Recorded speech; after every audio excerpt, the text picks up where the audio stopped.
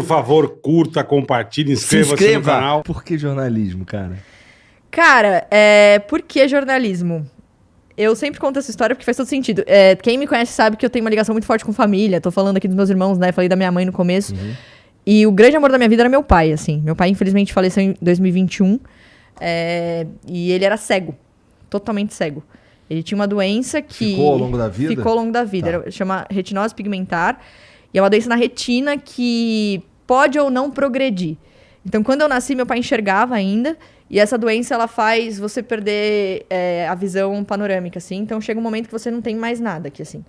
E aí, ele descobriu a doença, não tem como saber se ela vai progredir ou não. Então, ele foi vivendo a vida dele e aí foi perdendo a visão até o momento que ele perdeu totalmente. E aí, eu era muito próxima dele. Tipo, uma coisa, assim, de alma, assim. Quase não é pai e filha, mas é amizade, assim. Uma coisa muito parceira, assim. E aí, quando meu pai perdeu a visão, a gente também teve que reaprender a se relacionar com ele, a entender o que ele estava passando, a família inteira. E aí Isso aconteceu, ele tava coroa? Ele tinha quantos anos? Ele começou a perder mesmo, assim, eu acho que eu tinha ali uns 10 anos, mais ou menos. Então, ele tinha uns 45, mais ou menos. Tá. E aí, então, eu cresci vendo esse processo acontecer.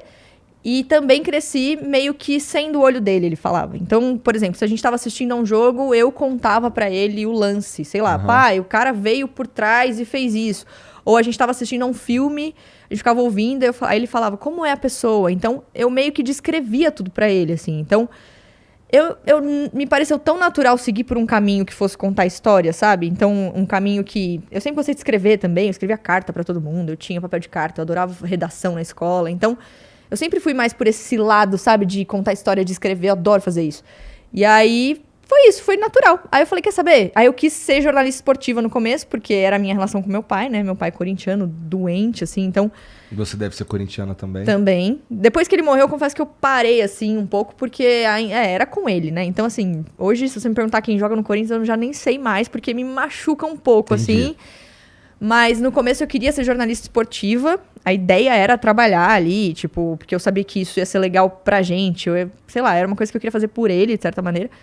Mas nem sempre a gente consegue o que a gente quer logo de cara, né? Então a vida me levou pra outro caminho. Fui fazendo outras coisas e tal. Fui trabalhar no esporte 10 anos depois de que eu comecei. E aí já nem queria mais, já não era mais o que eu queria.